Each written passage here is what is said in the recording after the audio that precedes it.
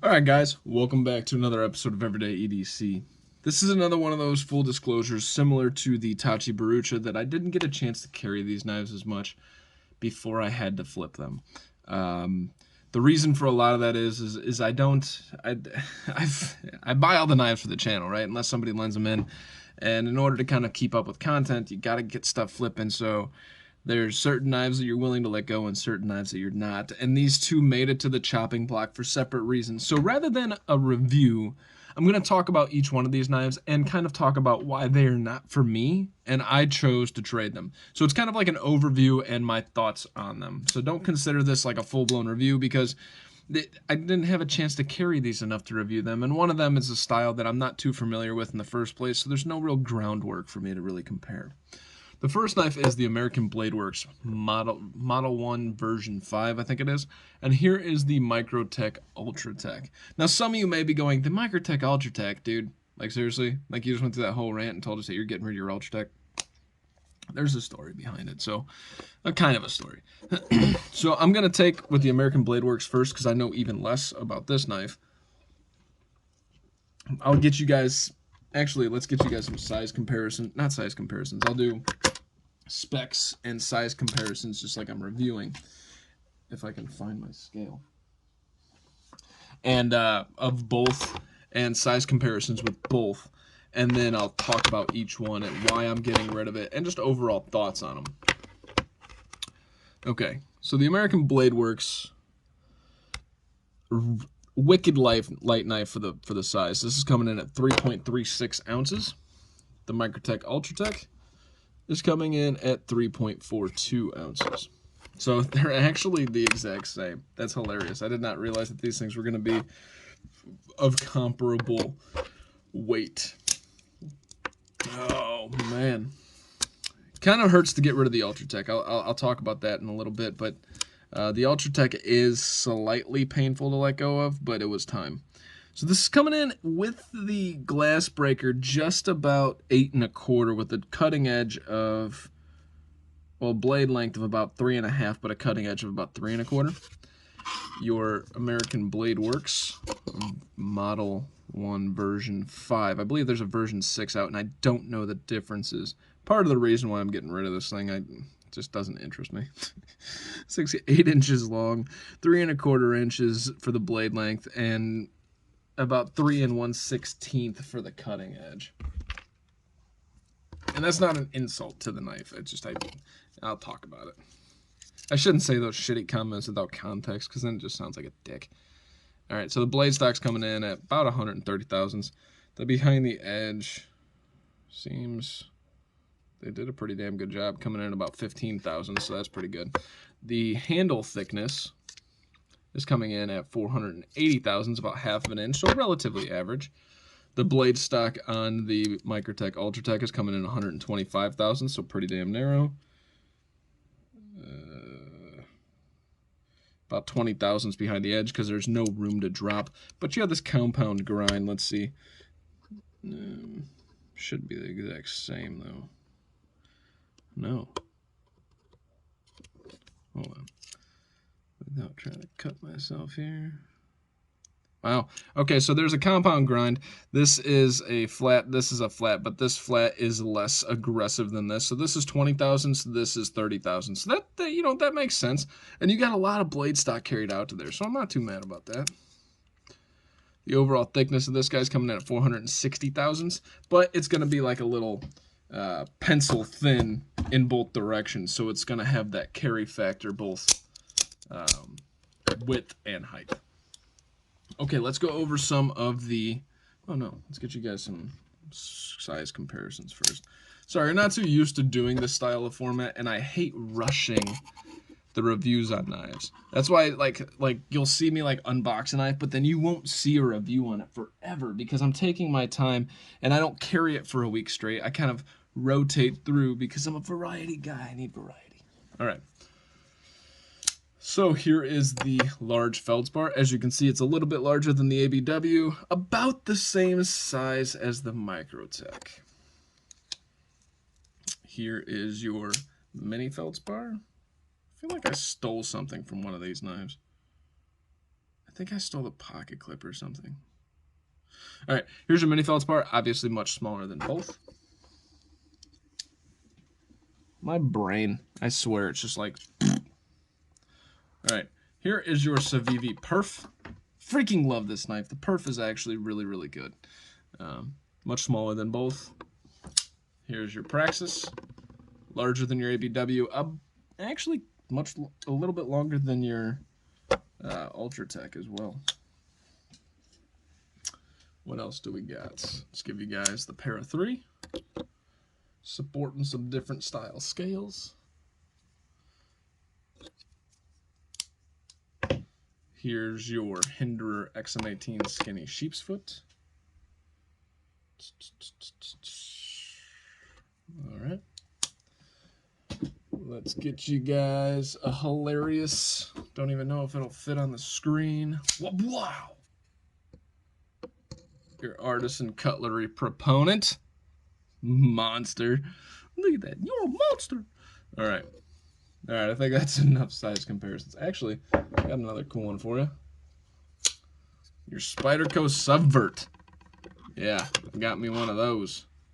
Probably won't stick around, but got me one of those nonetheless. All right.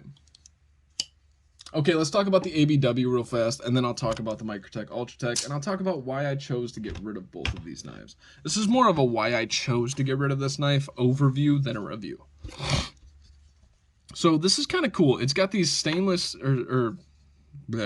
liners that are recessed into this really nice carbon fiber. I gotta say, they did really nice with the carbon fiber. This, I'm assuming, is titanium, but you know what happens when you assume. Titanium. Okay, so the back spacer is going to be titanium. That's nice. Are the liners titanium? The liners are titanium too.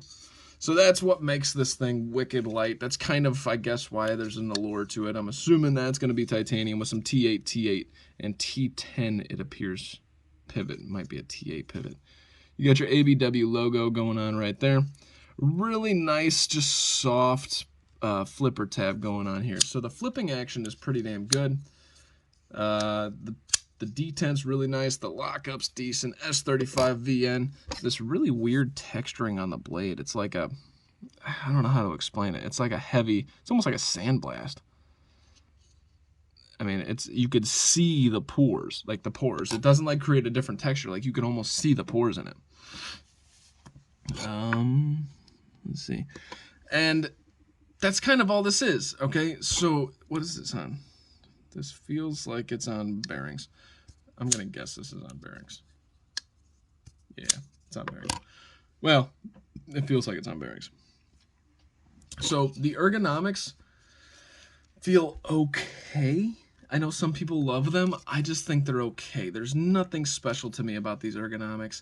The lightweight feel kind of feels weird because it's this large-ass knife. Not large, but average size knife with a super lightweight feeling with the scales and everything. So it kind of threw me off when I first got it in hand. And then after I'm carrying it, I just couldn't find a spot that I really enjoyed to just use it from. I've only carried this like once or twice, and then I kind of looked at it from here. I even took it and I'm sitting at my desk being like, why don't I like you? Like I've looked at this and I've had this for almost a year, and I just never found myself wanting. Nothing special about the spine, but it is a full flat grind, so that's cool. We do have some jimping on the liner, the titanium, which feels pretty nice, and the choke up spot right here feels good. The blade shape also, that like, it's like a super mundane just drop point. I know this thing's just boring to me. I mean, there's some cool elements. Sneeze, hold on.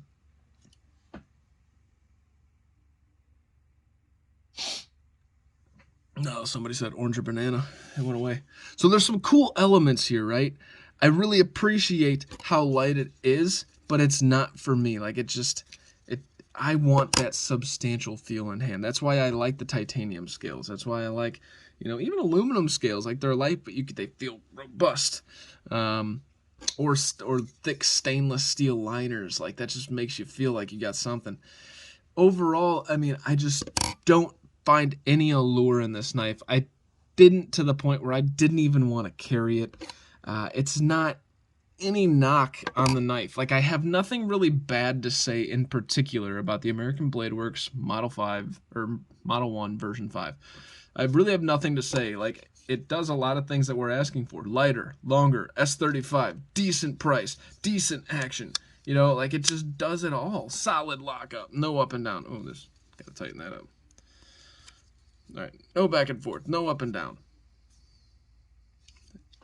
You know, it's dead center, titanium, carbon fiber. You know, like, it does everything that we're asking for, and I'm just kind of bored.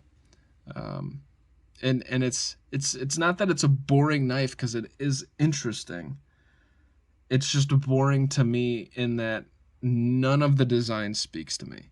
So while I can go on record and say I think this is actually a pretty damn good knife, for the price especially. Like I said, I want to say it's like 180. At least I've seen them on the secondary. I think I got this for like 140 bucks on the secondary, maybe 160 bucks. I don't remember, but they're not going for that expensive. If you like the materials, if you like the design, if you think it's going to speak to you, there you go. It's just the design doesn't speak to me. You know, I'm trying to find a flaw with it to point out to you guys, and I don't have any. I mean, it's just kind of knife to me. So yeah, I don't mean to be like a Debbie Downer about this one, but that's just the way I feel. That's why I'm trading this. That's why I don't really have a review, because there's nothing to review. I don't know too much about it. I just kind of gave you guys an overview and why I traded it. All right, on to the Ultratech. All right, so this is your Microtech Ultratech. All right, so first and foremost, yes, everybody should have an Ultratech or whatever, blah, blah, blah, blah, blah.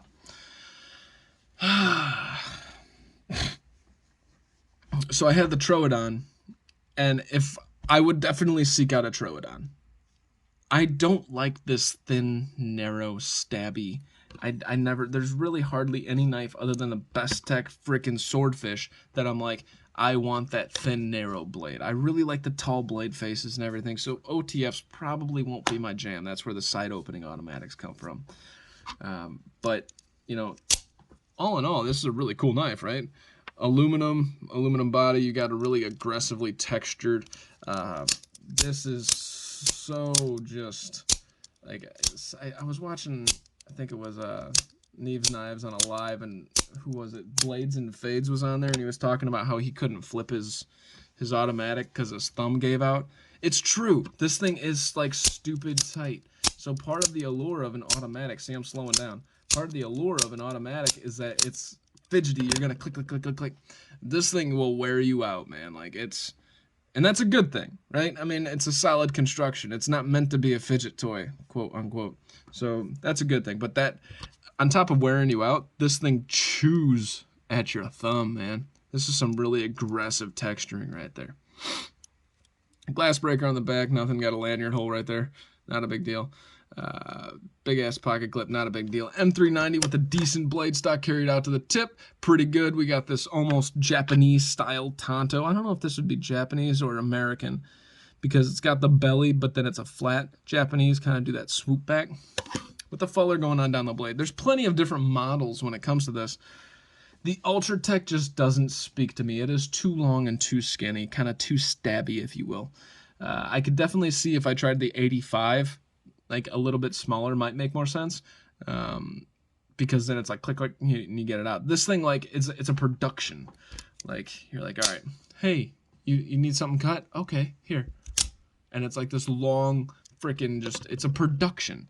With the 85 or 70, they're going to be these smaller knives that make a little bit more sense. They're a little less, like, scary, right?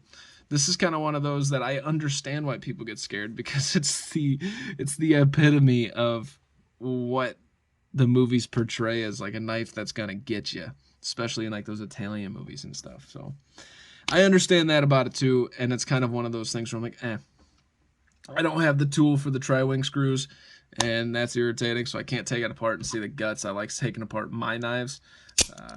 There is a knife graveyard. It's possible you make it to the graveyard anyways. You know, I take them apart, can't get them back together, or I jack something up in a modding process. Anyways, there's a little bit of blade play, you know. Not a huge deal. That doesn't bother me. There's nothing about this knife that I dislike. This isn't kind of like the American Blade Works where I'm like, I just don't like it. You know, it's this is more of its own standalone situation where it's not that I don't like it. I just don't prefer the long stabby. And this button really wears on my finger. Like I just I don't know. That annoys me on how thick that is. I'm curious to try the Guardian Tactical. I think that's the one with the ball bearing, if I'm not mistaken. If it's an easier switch, if it feels cooler, even if it fires not as hard, that's fine. But, you know, this never saw any time that I willingly carried it. It doesn't speak to me. I don't know how to review an OTF because I don't really have any OTFs. This might be my first, other than the Marfione Custom Troodon that I won in a raffle, right?